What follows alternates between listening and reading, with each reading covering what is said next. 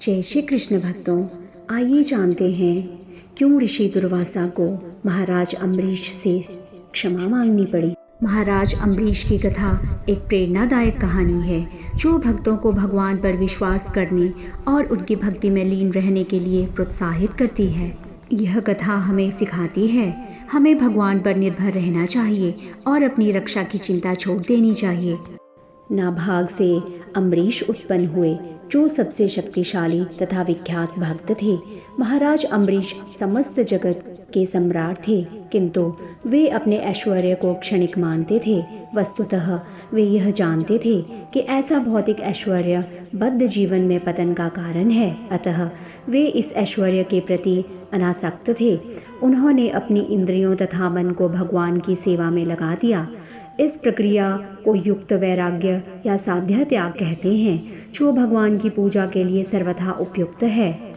क्योंकि महाराज अम्बरीश सम्राट के रूप में अत्यधिक ऐश्वर्यशाली थे, अतः उन्होंने बड़े ऐश्वर्य के साथ भक्ति की और इसीलिए अपने धन के बावजूद उन्हें अपनी पत्नी, बच्चों या राज्य से कोई आसक्ति नहीं थी। वे अपनी इंद्रियों तथा मन को निरंतर भगवान की सेवा में लगाते थे, अतः भौतिक ऐश्वर्य का भोग तो दूर, उन्होंने कभी मोक्ष की भी इच्छा नहीं की। एक बार महाराज अम्बरीश वृंदावन में भगवान की पूजा कर रहे थे और द्वादशी का व्रत रख रहे थे। द्वादशी के दिन, एकादशी के अगले दिन, जब वे अपना एकादशी व्रत तोड़ने वाले थे, तो महान योगी दुर्वासा उनके घर आए और उनके अतिथि बन गए। राजा अम्बरीश ने दुर्वासा मुनि का आदर पूर्वक स्वागत किया और दुर्वासा मुनि ने उनके वहां भोजन करने का निमंत्रण स्वीकार कर लिया और दोपहर के समय यमुना नदी में स्नान करने चले गए। क्योंकि वे समाधि में लीन थे, इसलिए वे जल्दी वापस नहीं आए। महाराज अम्बरीश ने जब देखा कि व्रत खोलने का समय बीत रहा है, तो विद्वान ब्राह्मणों की सलाह के अनुसार व्रत खोलने की औपचारिकता निभाने के लिए उन्होंने थोड़ा जल पी लिया।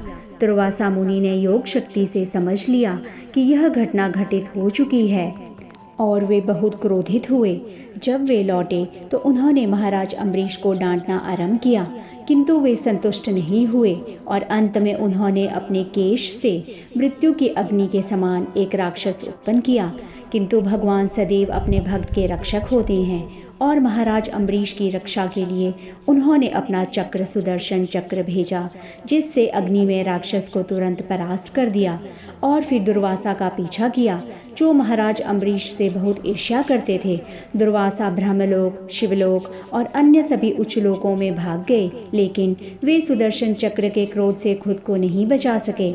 अंत में वे आध्यात्मिक दुनिया में चले गए और भगवान नारायण के सामने आत्मसमर्पण कर दिया। लेकिन भगवान नारायण ऐसे व्यक्ति को माफ नहीं कर सकते थे जिसने वैष्णव को नाराज किया हो। ऐसे अपराध से मुक्त होने के लिए व्यक्ति को उस वैष्णव के सामने झुकना चाहिए जिसे उसने नाराज किया है। क्षमा पाने का कोई और तरीका नहीं है। इस प्रकार भगवान नारायण ने दुर्वासा को महाराज अम्बरीश के पास लौटने और उनसे क्षमा मांगने की सलाह दी। तत्पश्चात सुदर्शन चक्र से अत्यधिक उत्पीड़ित मुनि तुरंत ही महाराज अम्बरीश के पास पहुंचे। उन्होंने अत्यंत दुखित होने के कारण राजा के चरण कमलों पर गिरकर उन्हें पकड़ लिया, जिससे महाराज अम्बरीश अत्यंत लज्जित हो उठे और जब उन्होंने यह देखा कि दुर्वासा उनकी स्तुति करने का प्रयास कर रहे हैं, तो वे दयावश और भी अधिक संतप्त हो उठे। अतः उन्होंने तुरंत ही भगवान के महान अस्त्र की स्तुति करनी प्रारंभ कर दी। महाराज अम्बरीश ने कहा, हे सुदर्शन चक्र, तुम अग्नि हो, तुम परम शक्तिमान सूर्य हो तथा तुम सारे नक्षत्रों के स्वामी चंद्रमा हो। तुम जल, पृथ्वी तथा आकाश हो। तुम पांचों इंद्रिय, विषय, ध्वनि, स्पर्श, रूप, स्वाद तथा गंध हो और तुम ही इंद्रियां भी हो। हे भगवान अच्युत के परम प्रिय, तुम 1000 अरे वाले हो। हे संसार के स्वामी, समस्त अस्त्रों के विनाश करता, भगवान की आदि दृष्टि में तुमको सादर नमस्कार करता हूँ। कृपा करके इन ब्राह्मण को शरण दो तथा इनका कल्याण करो।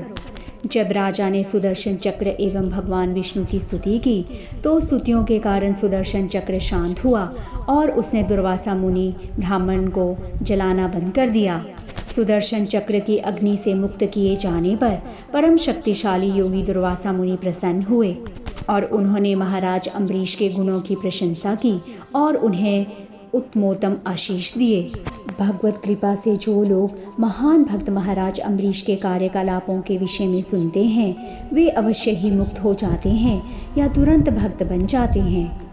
महाराज अम्बरीश की कथा से हमें सिखाया जाता है कि भक्तों को अपनी रक्षा की चिंता नहीं करनी चाहिए बल्कि भगवान पर पूर्ण विश्वास रखना चाहिए। अम्बरीश की कथा से पता चलता है कि भगवान की भक्ति और उस पर विश्वास करने से व्यक्ति को हर संकट से मुक्ति मिल सकती है। यह कथा सिखाती है कि भगवान अपने भक्तों की रक्षा करते हैं, चाहे वह कोई कितना भी शक्तिशाली क्यों ना हो। अम्बरीश ने दुर्वासा ऋषि को क्षमा कर उन्हें भोजन कराया, जिससे हमें दूसरों के प्रति दया और क्षमा का भाव रखने का संदेश मिलता है। दुर्वासा ऋषि के अभिमान और राजा अम्बरीश के विनम्रता की तुलना से हमें अभिमान त्यागने का संदेश मिलता है। जय श्री कृष्ण भक्तों।